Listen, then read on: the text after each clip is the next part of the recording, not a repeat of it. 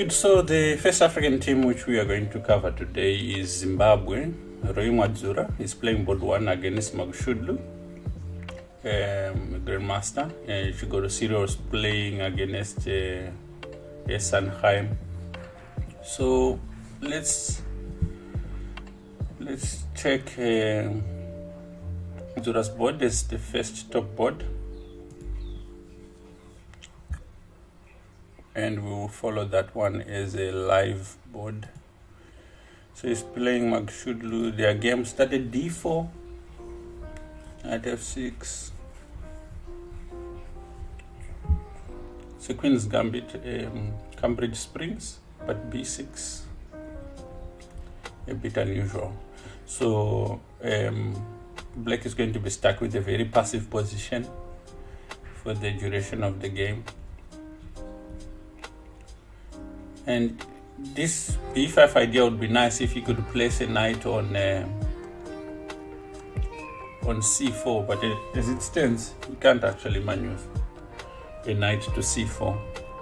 He puts in a castle. Okay, this is just bad now. He does get a passed pawn, but the compensation is not enough. This unfortunately is just going to be torture for Black.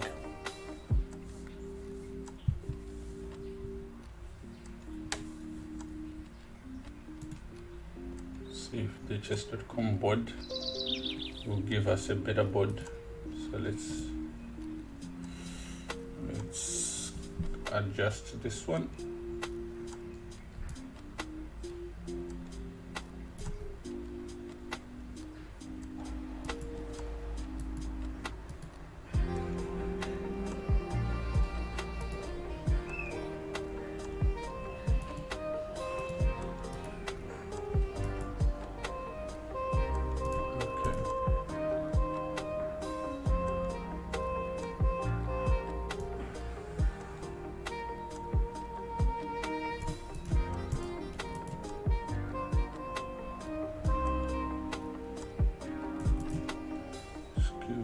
Board a facelift.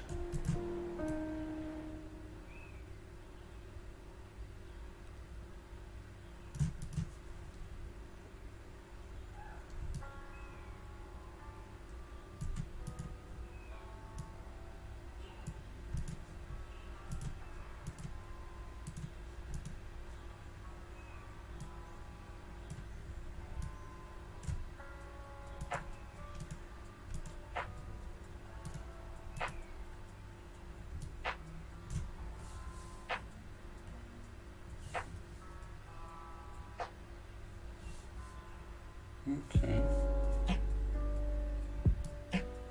Just making sure you've got a clear body.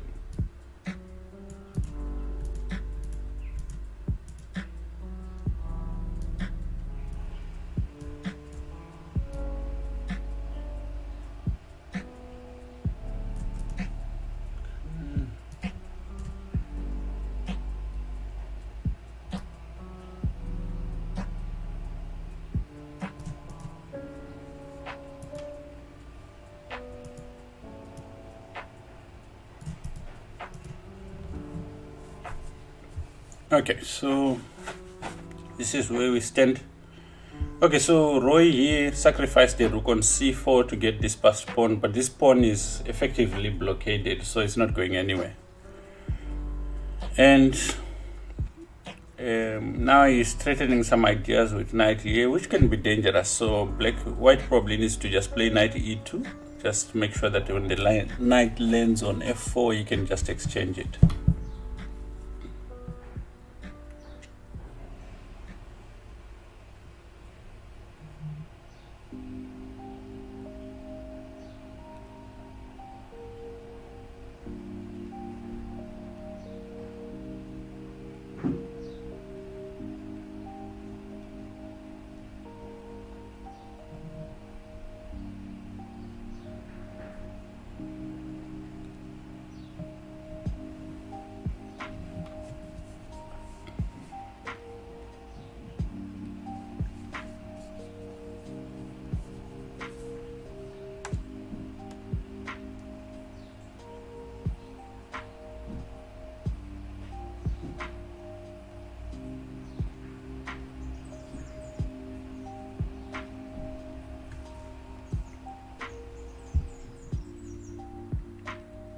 Okay, so knight e2.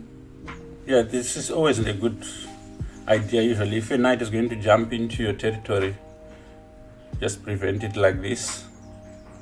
Combination of a knight and a queen can be very dangerous. So now, maybe I should have preferred the rook to an open file and start actually creating counterplay, because you have to act fast. If you don't, it just makes it easy for your opponent to put pressure.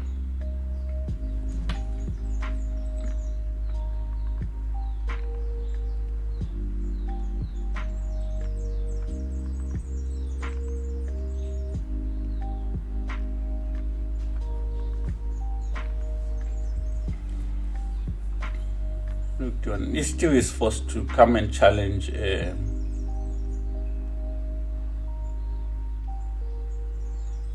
over the last few moves. The Grandmaster has played a bit suboptimal moves. I would have thought he would challenge black in the open file.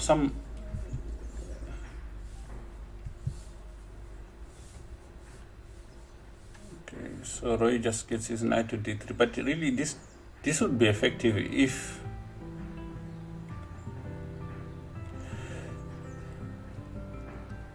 if you could turn it into something, but here the rook is just going to get exchanged, so it's not really. In fact, he's cornered himself a little bit. What is maybe expecting rook b3.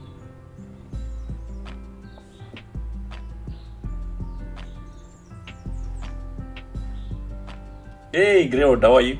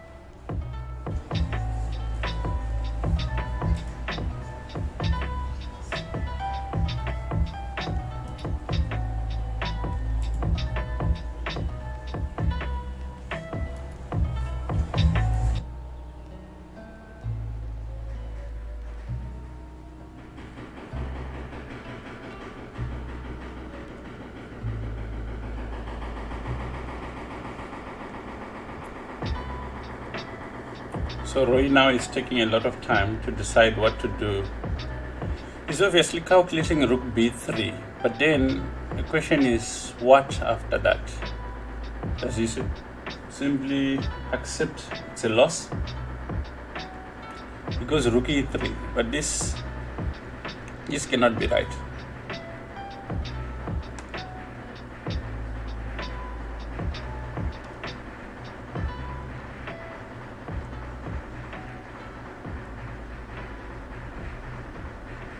a simple move that white can play is knight d4. And just highlighting the challenges of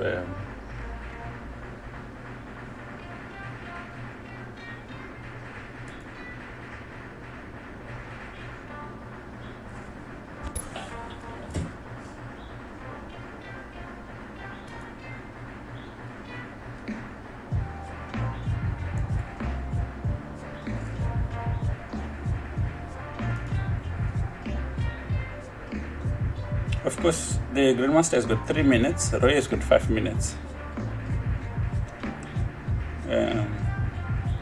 Rook e3 has been painted red, so it's definitely a mistake.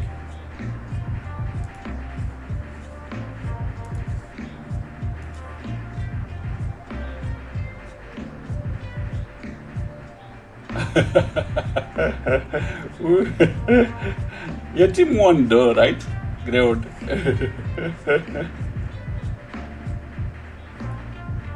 You might have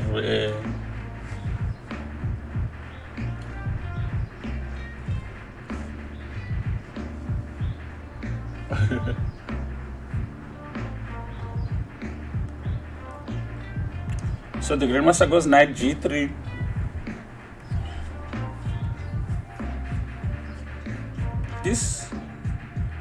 His idea is to, let's say knight takes on g3, h takes g3, then the rook is no longer safe on e3, and he's got queen d4 in some lines, just getting to perhaps exchange queens.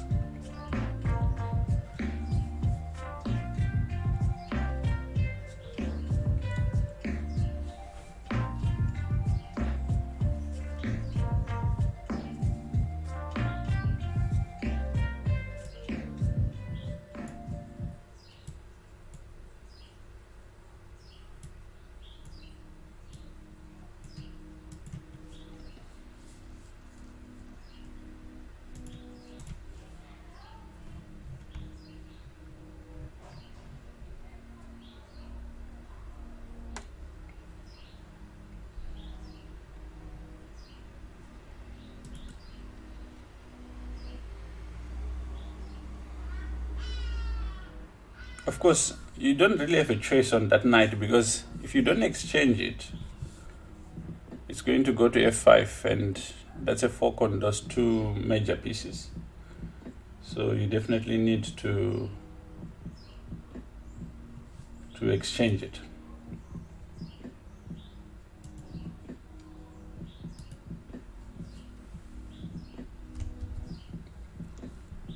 Not really. I'm not sure why he's really thinking much. Maybe he's thinking of starting with rook b3 first.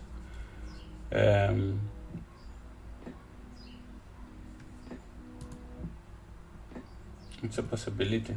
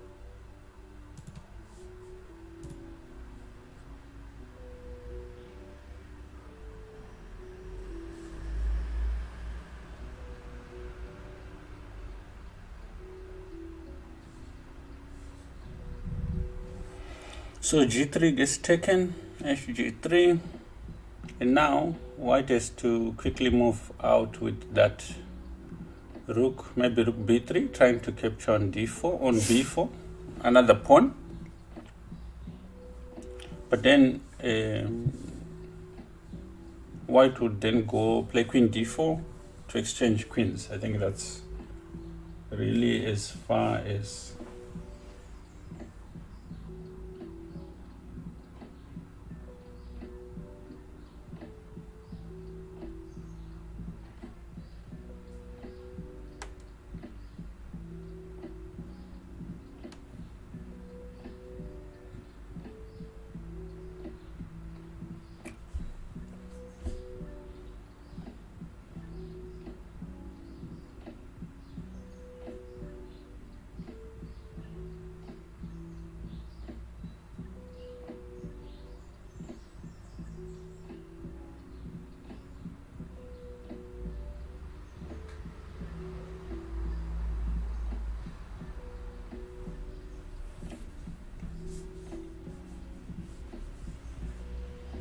see if Mr. Masole can join us live. Okay, so he takes on b4, but here maybe queen d8 was the best, just exchanging queens and then playing something like rook b7. That bishop struggles for squares in that position.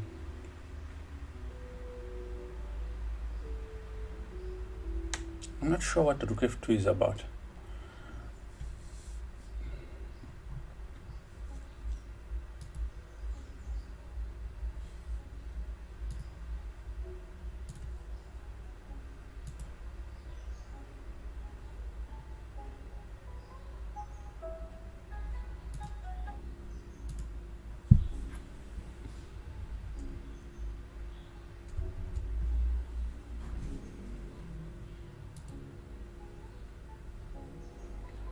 So it goes king g, king. It makes sense. This, he wants to avoid queen d8 with check. At least his queen is for the moment free to roam. But now queen d7 could force exchange of queens, I think.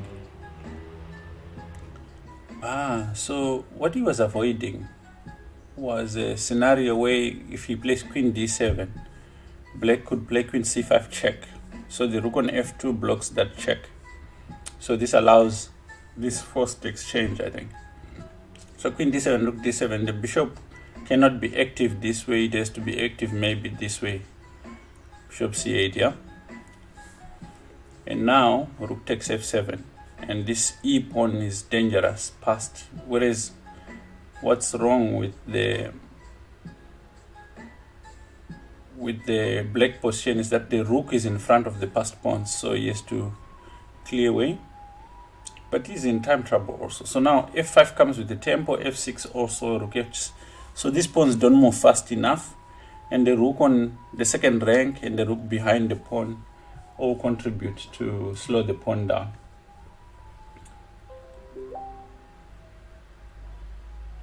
SA playing, I think it might be the same. It might be the same time yesterday. Yesterday they started at 11 for Zimbabwe, so it might be starting earlier for South Africa, so maybe 12. But I'll ask. There's no clear schedule, just unfortunately. Okay, so he manages, the Grandmaster gets this f5, f6 quite fast because of the position of the bishop and king. You check, but it's game over now. Might as well resign. Let's check the other boards.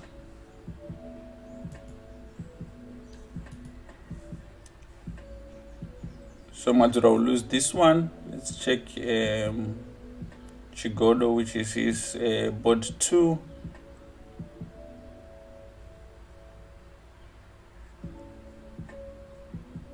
Kudzanai lost, Chigodo lost, Mpala lost, Mazura is losing. Let's see what's happening here at the junior boards. So this game went Tromposki from the Zim girl, I think. Oh boy, I don't know.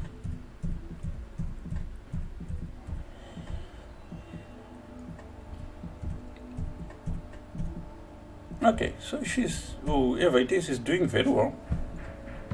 This position is fairly balanced. The bishop is better than the knight in this position, so the extra pawn on the queen side at present doesn't really count. But playing bishop to f1 is definitely not the right way of. And they're playing fast. Oh, time is really bad.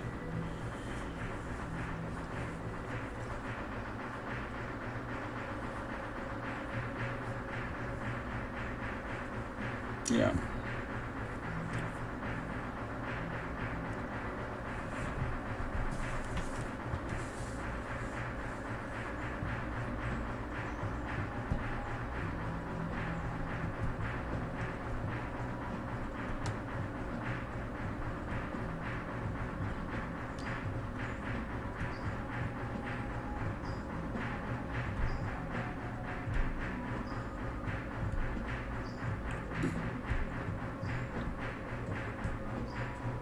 White shouldn't be really exchanging pieces, because having the rook was really helping at least keep the pieces uncomfortable. Now he needs someone to figure out how to get this bishop back into the game.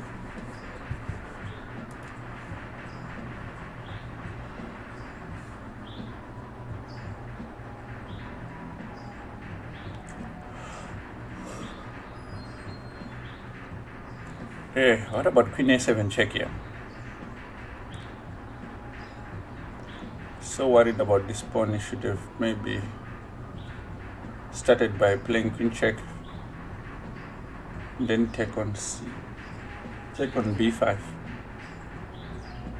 Now I just don't see how black can actually win. She might just be able to hold this. Yep, this is going to end as a draw.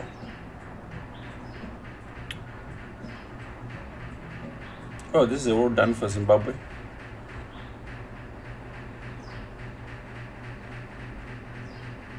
I think they were outranked on all the boards, so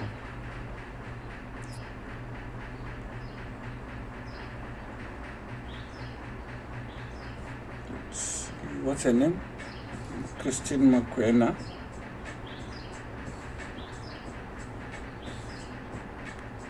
Yep, she was like almost 300 points below her opponent. Not bad. Did very well.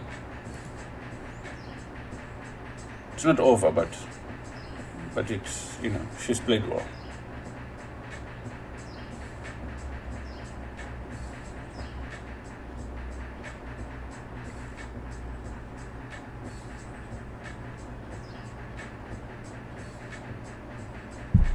I just don't see how she can mess this up. I think it should be fine.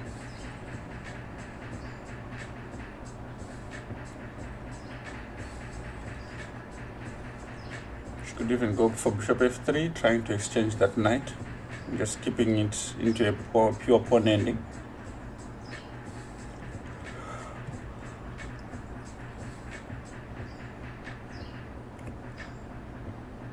Yeah, this is all good.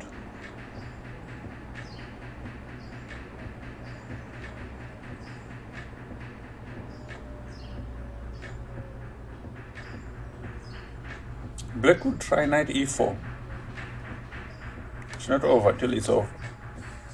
Okay, but now it's not going to happen.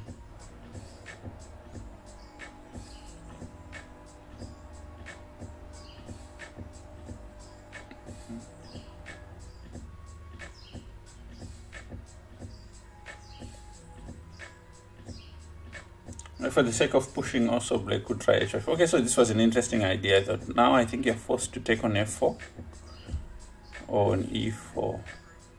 Bishop e4, king e4. Ooh, this is not a really good idea. She must not do this. She could do anything she wants, but not this.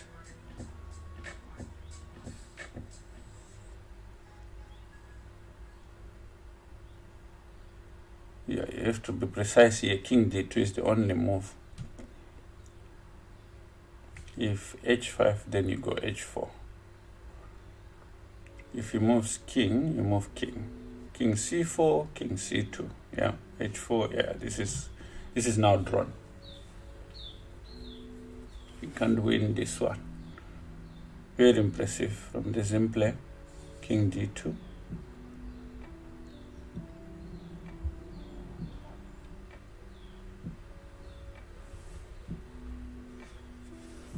Well done.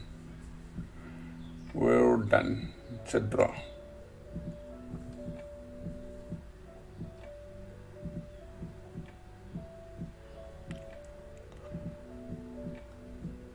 So Mokwena did very well. I guess let's take them one by one and see how they did. Let's start with Charinda.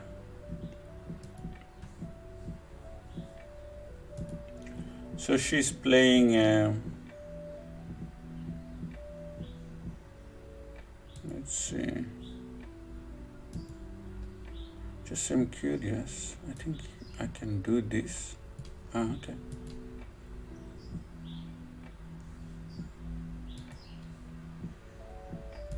haven't used chess bomb in a while. Okay, only premium accounts can download PGN. What does it take to become a premium? Okay, let me just try this first, because I think this is just PGN, so I could potentially copy it. Let's go to lead chess.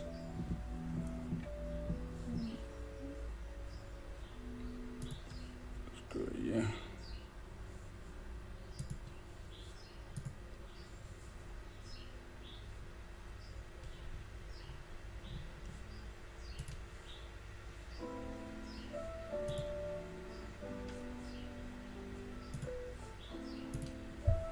Let's see.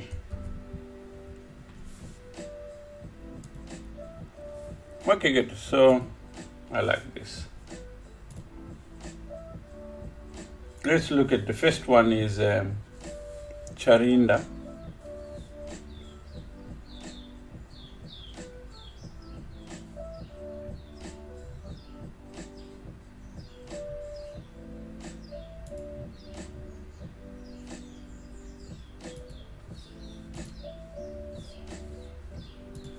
Okay, so what happened was e4, c5, and Charinda was playing black.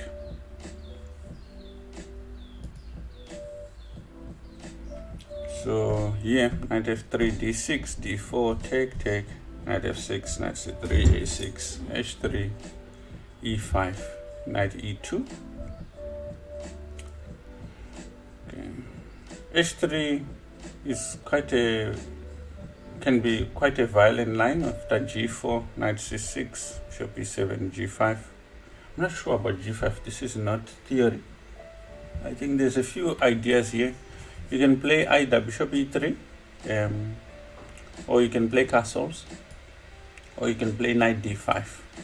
These are the main moves here. G5 is wrong. And okay, the point is, the reason why why this is wrong is, one, of course, black has this move knight h5, but I think the most accurate move is to just play knight back, putting pressure on g5, and natural moves like h4 can be challenged by h6, and black has got a very good position. I think theory goes something like, or at least the notes to this say something like h6, I think. Anyway, this is the wrong way to play it, but anyway, that's what happened. But knight d7 is wrong here. The knight struggles with squares. Anyway, it goes h4, and now the point is that h6 is not so great, because now if white takes, you have to take with the pawn, and it's not a pretty structure on the king side. Anyway, rook c8. Most Sicilian players just play to a point, and they play just like everyone plays, and this is the wrong approach.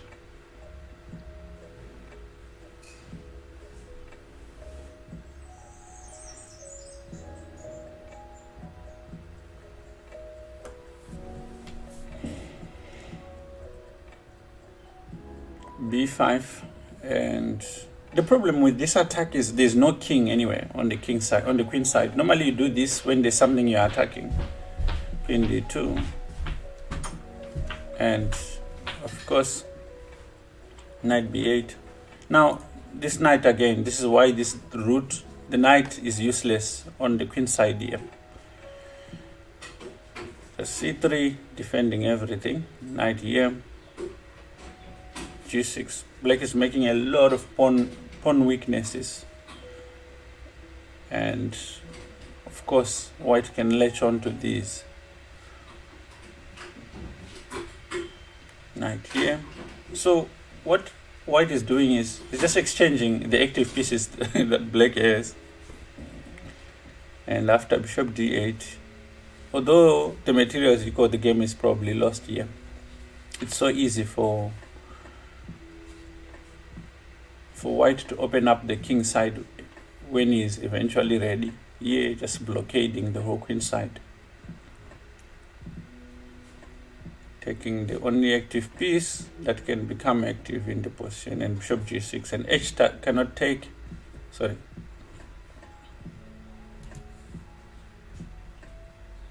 What is the problem here? So,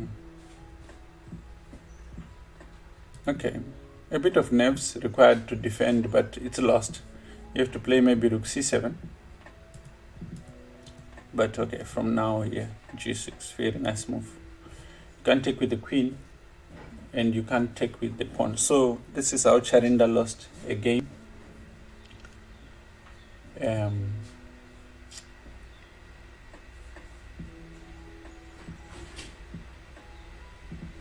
Let's see. So that was Charinda.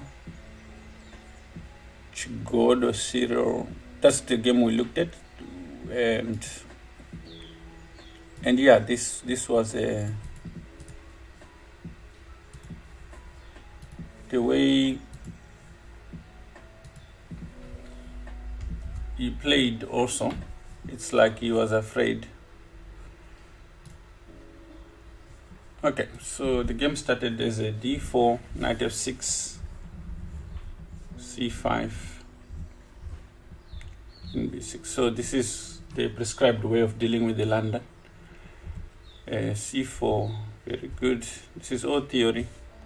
So when both of your knights are on f6 and c6, then this bishop f5 idea works. In c1, it's all theory though here. 6, knight b d2, bishop e7, and they all played the main line. So I think here a refinement of this move order is you must play h6 first before castling. The point is that now knight h5 is met by bishop h7. The way Cyril played it here, he castles, so knight h4 now brings about this position. And this is the point with the London, right? If your opponent plays it correctly, you are not going to get anything out of it as white. And here the Grandmaster didn't get anything out of it in the opening. Okay, now if just preserving the bishop, knight here. Well, if you're going to play bishop g6, you might as well take on e5, because you're saying I want to keep the bishop, so take. What's the worst that can happen? If he takes with the bishop and you start your counterplay, you're fine. But if after playing bishop g6 you allow this move anyway, okay, the Grandmaster could have actually taken advantage of this lapse with takes and maybe b3. But he doesn't. He keeps it. The Grandmaster is okay with playing this because he can play the equal position forever. Cyril eventually does this. Not sure if knight d7 is even necessary. Yeah, just take advantage of some of the weaknesses he is creating. Play forward, not backwards. Bishop d3 is strong, and starting counterplay on the queen side. This should make sense.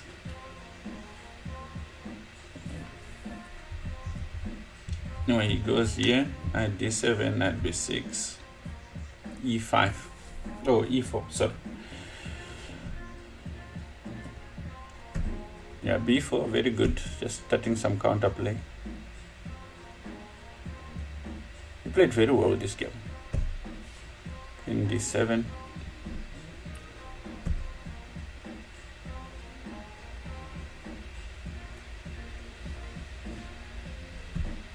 h6,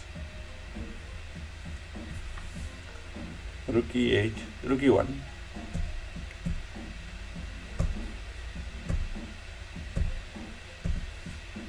take.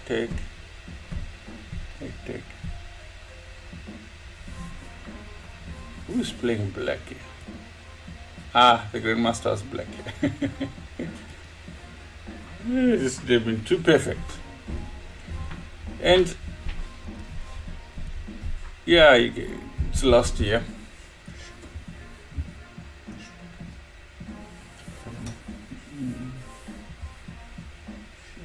I don't have my wallet.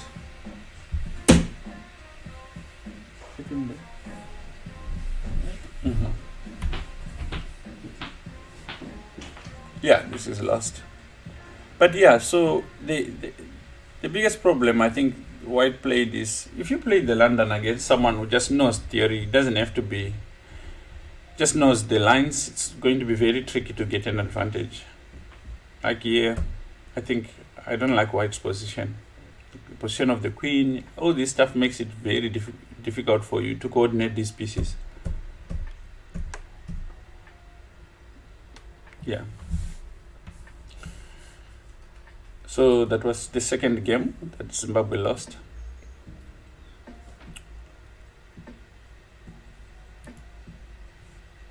That was against Magashudlu, right? Yeah, no, that was against Hayam. Okay, so let's see how Leroy did.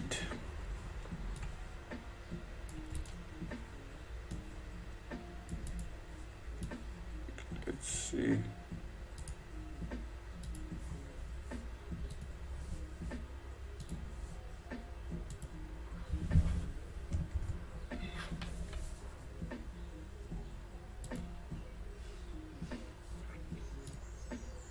Okay, so in this one, Leroy is playing black. He's playing black here.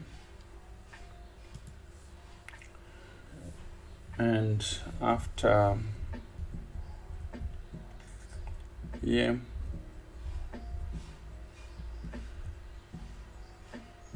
he accepts this passive position where he's already given up a bishop pair and the position is open. It's not going to turn out well, because it's very difficult to actually generate counterplay against what?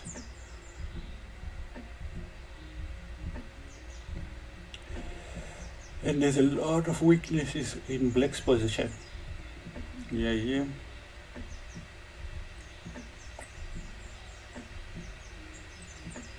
Okay, so now let's go back a little bit.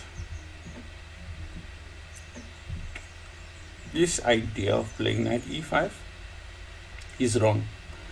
The reason why it's wrong is, after bishop takes on e5, pawn takes on e5, if you assess the position, white has got a good bishop and black has got a bad bishop. White has got an active rook, black has got a very passive rook.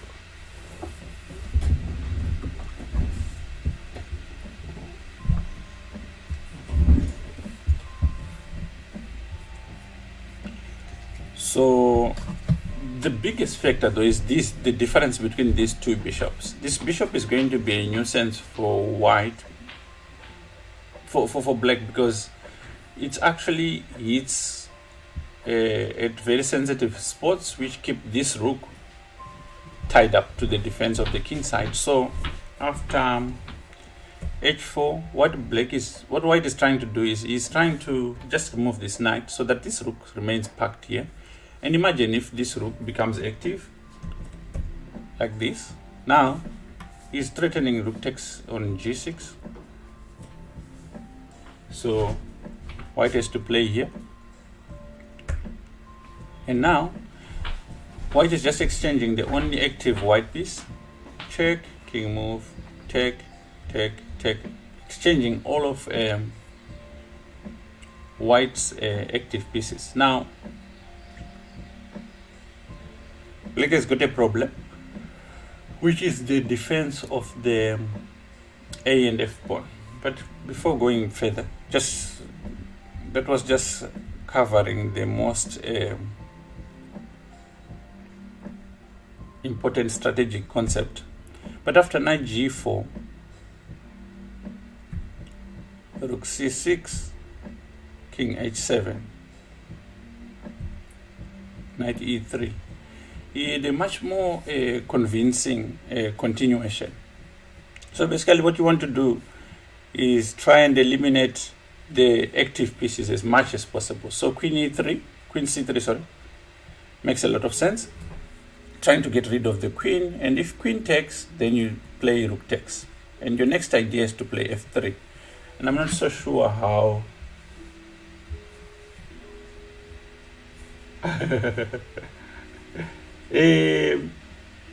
the SA game, I think, should start around 12 because this game started an hour earlier. Let me just check if the next round has started.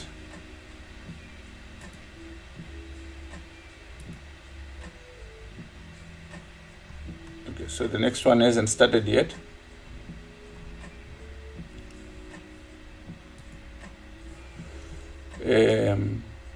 That's why I'm just filling up this time with analysis of this game. So after rook c3, you're just threatening to play f3, and I'm not sure what you can do with this knight. So this might have been a better continuation, but anyway, this was played. It's also all right because you get this pawn, and again you still have the bad bishop, and this is the biggest problem in the position. Check, take, and by the time the bishop activates, there's nothing in the position. He's threatening king g6 followed by rook h7 mate, and this should be fine. So that was class, I think, on the part of the grandmaster. So we looked at Makshudlu, we looked at the Charinda game, we looked at Leroy,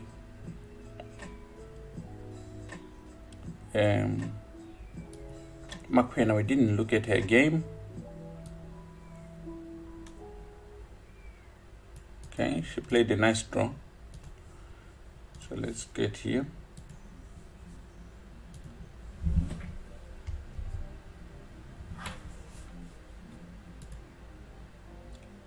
So she was playing white in her game,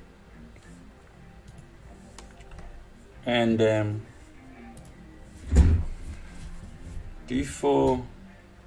Okay, she played the Trompowsky, and knight c6.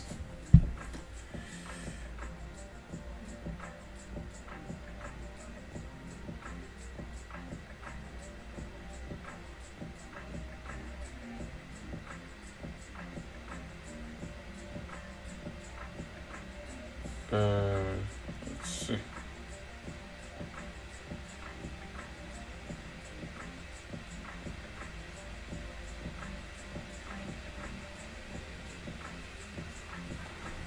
Here, take on d4. This is the standard way to play. If people abandon this b2, immediately you try to put pressure on the weaknesses of those squares. c3, check. This is interesting.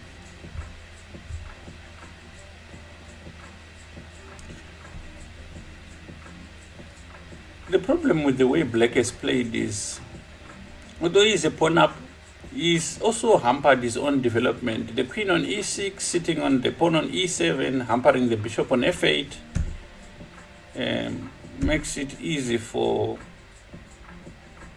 white to get some compensation against this setup, and this damage of structure, it doesn't help. h3, knight f6, knight e5.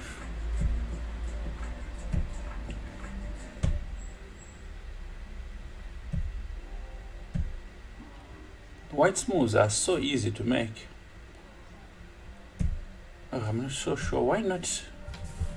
Why didn't she just take here on g7, king takes on g7, and then continue with knight d4? because now these pieces, how do you reconcile them? Because this bishop has got no square to go to. So if you go, let's say queen d6, I possibly could even just take here, though that leaves this knight very strong. I think just check. Okay, I don't like this. Let's say queen d6, and then yeah, maybe here. Just put pressure on this knight. If knight f4, then you go bishop f5. And this is very difficult to ignore. You can't take because of the fork. You can't, let's say, play bishop e7, because now bishop takes d7, followed by queen takes d7, and rook e7. Yeah, this would have been very nice.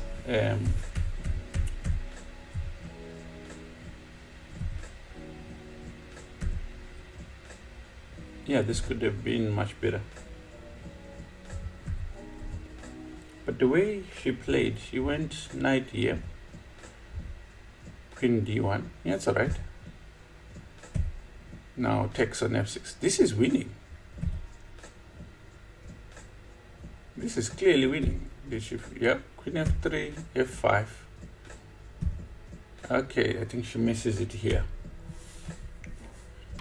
So here, let's say g4, f4, and now bishop c2 with the idea of playing, queen d3. This is much stronger. How do you deal with this queen h7 without losing material? So let's say rook e8, queen d3. Now you can play f5. Okay, but the pawn can't take, so you can play h4 here. This would be very unpleasant. I think 12, grey old 12 p.m. He played rook e5, and after rook e8, knight f5. Maybe this is, she does this in a hurry. The rook is terribly placed on e5.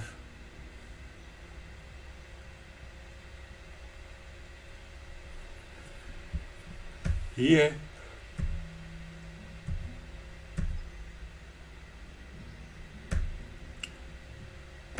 in b2,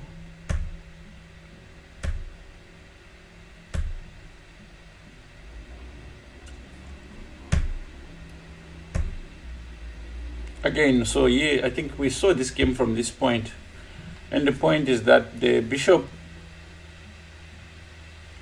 is a better piece than the knight in this position. So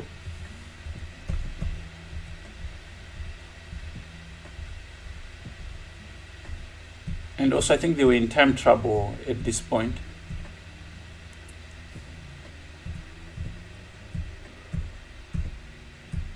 Of course, objectively, black was better, but in practice it was very hard, I think, to activate his knight. White could have played for a win here, I felt. I was thinking queen check, and it's not so easy to decide where the king goes. If you go, let's say, h8, then bishop b5 and a5 is falling. You can't afford to play queen c3 because now queen f7 is strong. So you'd have to play something like maybe knight g6. Yeah, but I thought this was a better try for white. In the game, he played bishop b5, and after here, they had pawns on the same side, and this is easily drawn. Then the last game, okay, the next round hasn't started, so we can look at the last game. Who's the next game? Is Refil Wemdodo. Oh, Rumbidzai Mawire, sorry. Rumbidzai Mawire.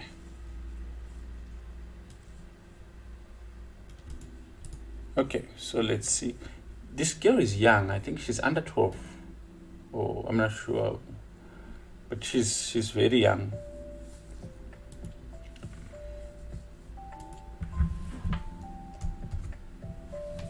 Black. What color was she playing? She was playing white.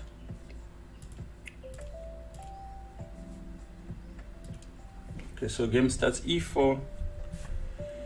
Take Petrov, knight c3. This is a very good continuation if you're playing for a win against the Petrov, but maybe this is not the best way to play the line. So here, bishop e3 or bishop f4 are the main moves. Bishop e3, let's say knight c6, followed by queen d2. Let's say bishop e6, castles long. This is the much more combative way of playing it. And if you play castles, it starts with h4. Bishop d3, and short castling is very passive. Now also these backward moves are not necessary. And I think for most younger players, this is the one disease very difficult to get rid of. Backward moves. Here it was even better to play even bishop f5, because this pin cannot be increased. So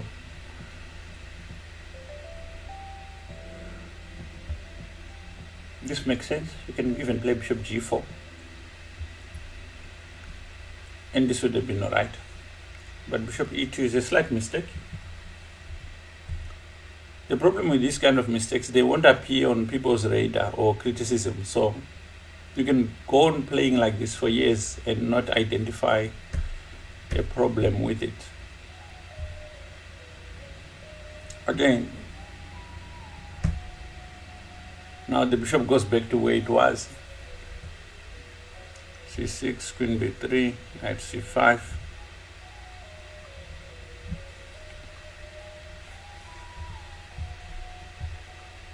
Ooh. Very nice. And the queen is trapped here. Game lost. But the biggest mistake was the slow moving backwards and forwards. This was the fundamental mistake in the way she played.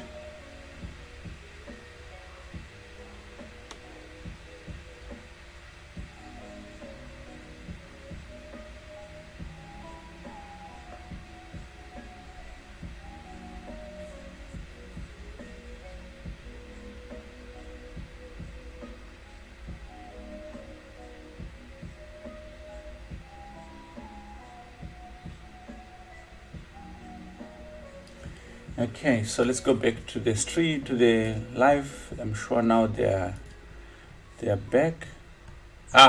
They are back. Okay, good. So Zim is playing who now? So let's see. This is round 5, and it's playing Mongolia. Okay, so their rating, these guys should be able to pull something off here. Of course, the board one is a grandmaster, but it's a grandmaster 22. This is going to be interesting. 22 something, and it's a grandmaster.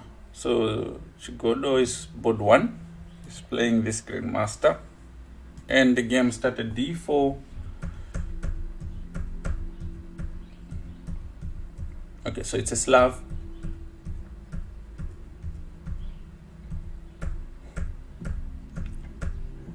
Bishop e3, a5, h4, castles. Okay, so the game is about equal. And what's the main idea here? I think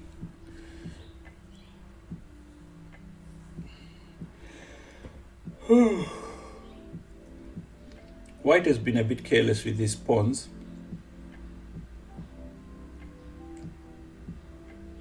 He's pushed them around a lot.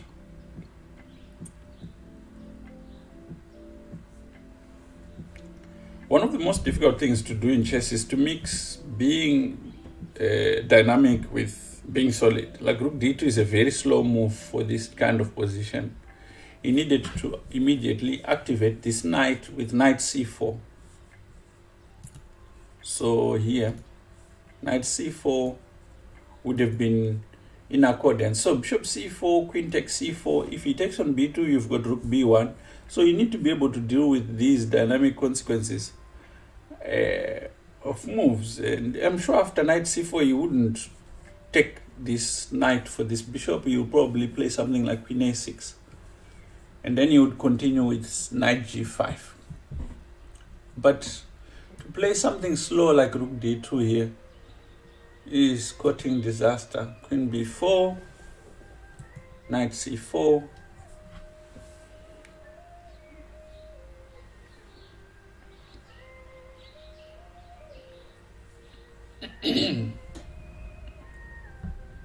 I'm curious if he's not worried anymore about the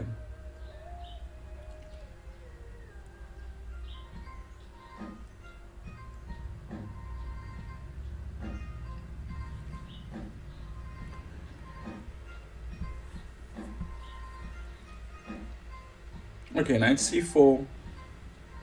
Yeah, it's a good move. It's very difficult to actually suggest what black should do here.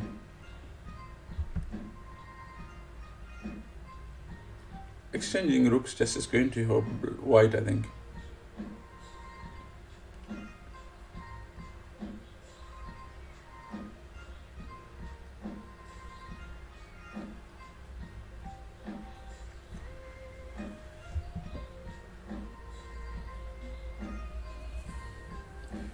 And judging from his previous game, Cyril is fairly fast player.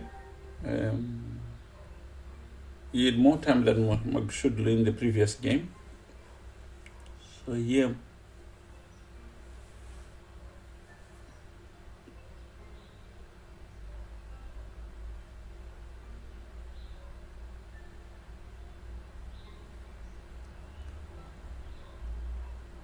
okay, so exchanging queens. So because of the hanging knight on c4, you're forced to check with the rook, and of course rook a6. He wants to put pressure on this b2 pawn. Not so sure how he can increase, but okay, he can play rook. Let's say bishop takes c4, rook takes c4, rook b6.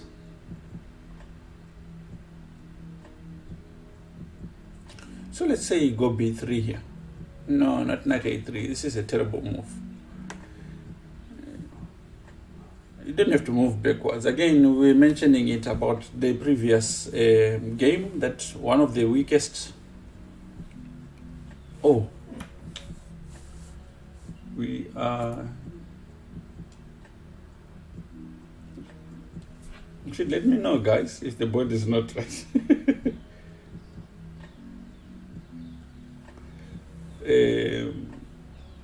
Sorry for that. Okay, so... Yeah, moving backwards is one of the afflictions that weak players have more if you compare them to grandmasters or super grandmasters.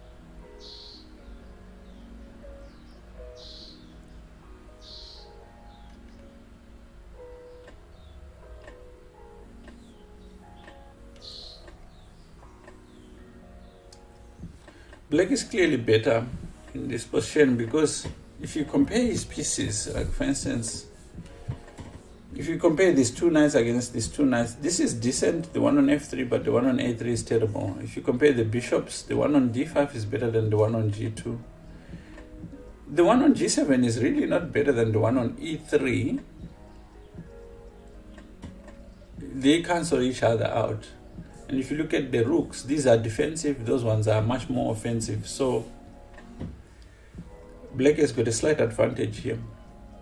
So white should try and exchange his bad pieces for the good. That's why the knight on c4 was fine. If it got taken, it would have been alright. You just needed to play b3 and it would have been alright. And d4, I see d4 being a problem eventually. One of the things which is telling is that if black were to take on e3, you'd have to take with a pawn, because you can't take with the rook because of bishop h6. And that would compromise the structure. But in this case, black doesn't take because this would strengthen also d4. I think his next threat is maybe bishop f3, take on d4, although that might not even be necessary to be too fast and too furious.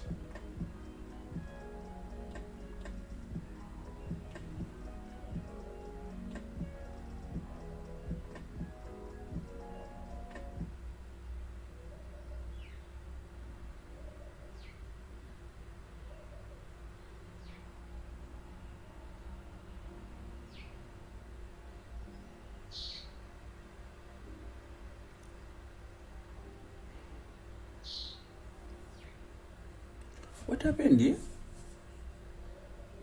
Okay, so he went for this knight g5 idea, which is good because these knights, these pieces are not the best in the world.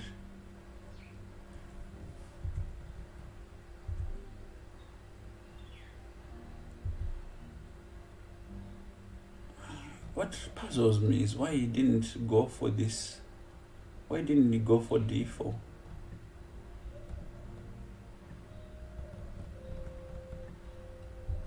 He went for this, take, and he wanted to get this pawn. So, right?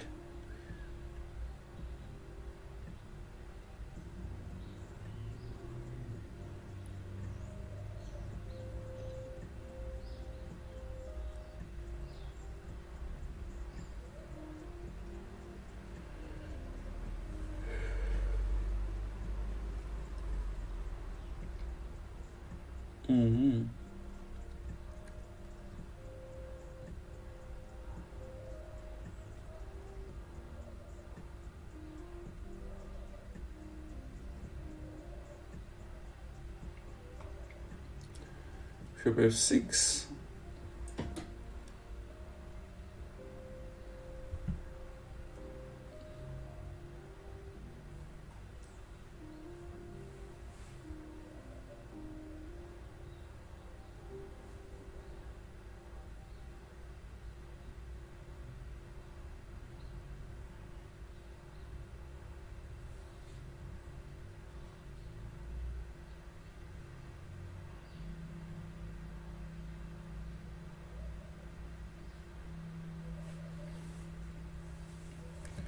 Okay, what's his idea here?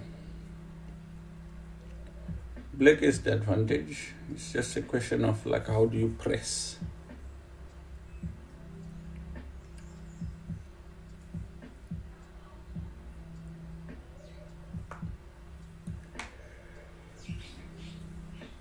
It's definitely not an easy position to play. Maybe he needed to first, instead of king f7, he needed to blockade this pawn, like rook d5, then followed by rook b6, rook b4. Because you can't play rook b6 immediately because he always has this d5 idea. And if you put your king on f7, this d5 idea becomes even stronger because now you're taking on e6 with check. So let's say d5, knight takes e3, pawn takes on e6 with check, and then there's a rook behind. So putting your king on f7 is definitely not the best. Rook b3.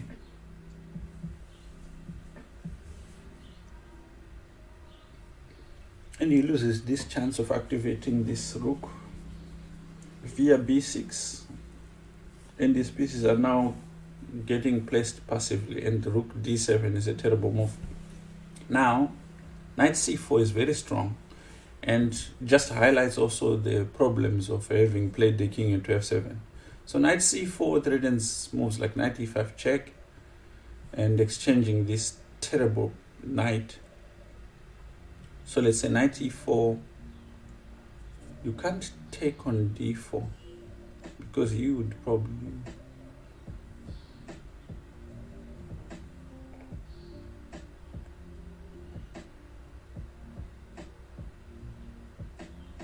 yep, this is a, it plays itself, this move. You have to move with the king.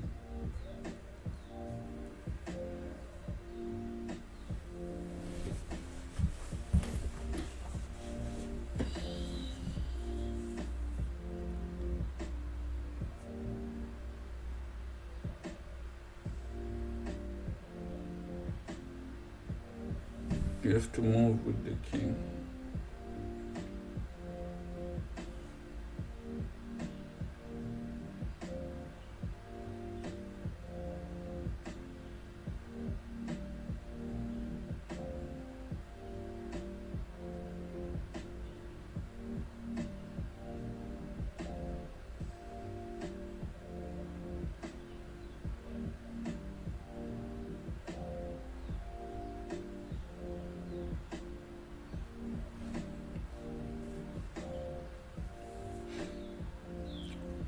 Yeah, now this is a blunder, right?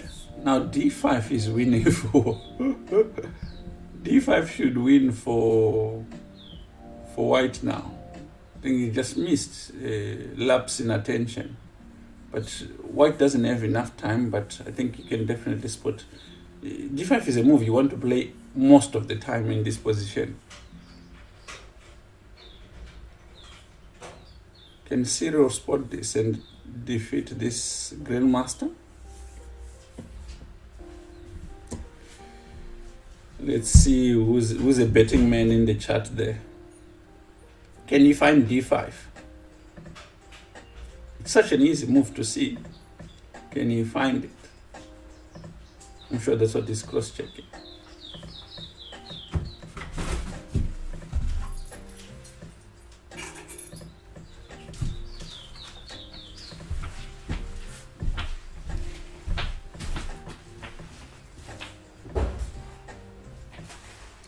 Greywood, are you betting here?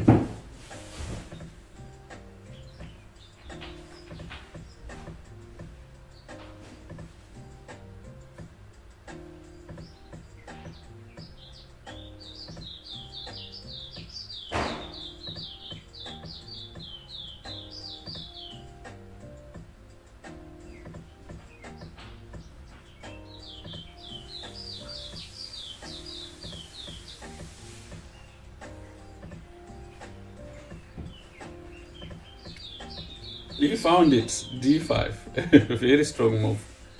So now it's a discovered, so there's no easy way of dealing with it. Like, let's say you play rook a6 and he takes on c6. You don't want to undouble these pawns, you want to take this way. At least get rid of your weakness. Your bishop is suddenly very active and you're doing fine there. You can get very interesting. Let's say dc6 threatens rook d7. So if he saw d5, he's seen this dc6. And let's say, so it could go like this, right? Let's say rook a6, pawn takes c6. He has to take on d2 because otherwise he's losing the rook. Then you take on b7. And that should be winning.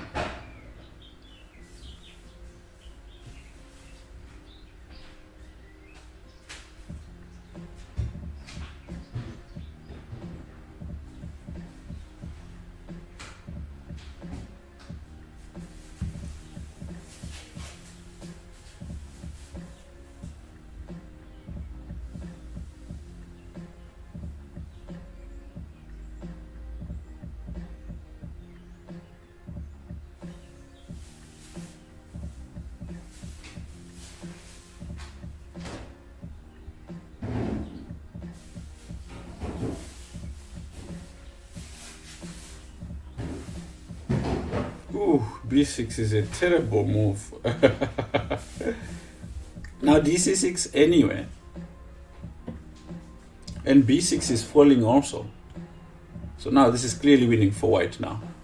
Just take on c6.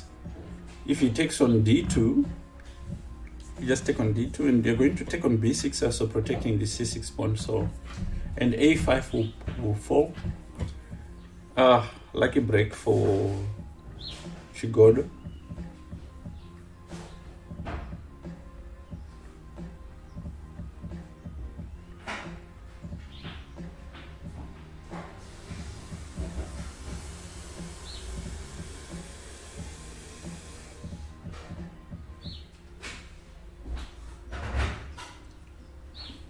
It just has to be fast because he's got 2 minutes. 2 minutes, 40 seconds.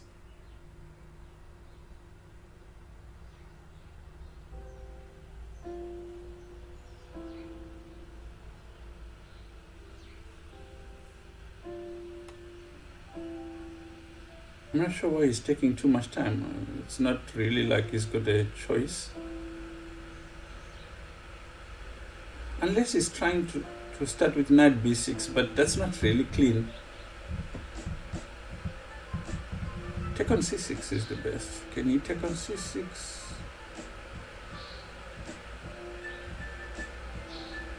This is the problem of having too much choice.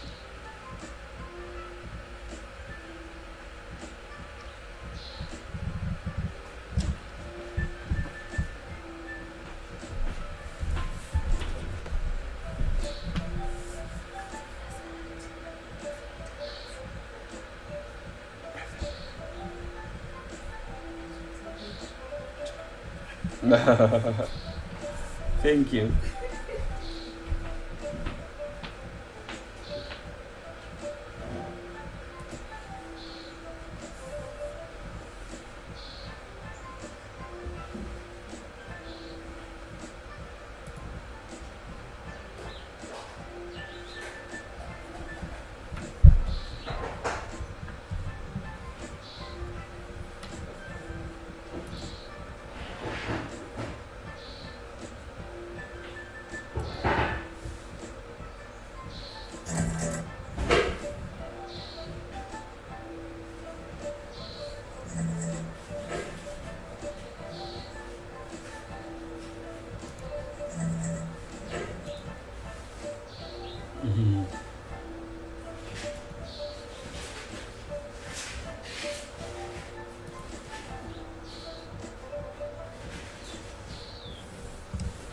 What did he find? I was hoping that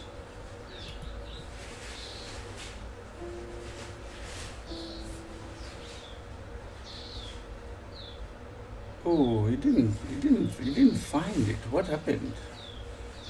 I thought that was easy. He gets d5, b6. He goes for bishop b6. Oh yeah. Why would he do this?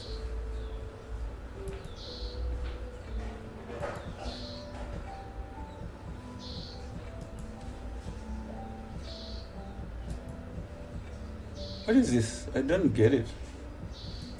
Am I mistaken?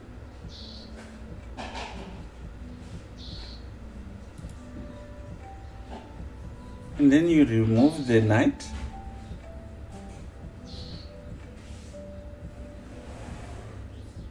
Oh, he was worried about knight d4. But this is why... Man, if you're not going to win this game, which one are you going to win? I don't see the complication. So he was worried about pawn takes b6, pawn takes c6. I see what he was worried about, but I don't understand.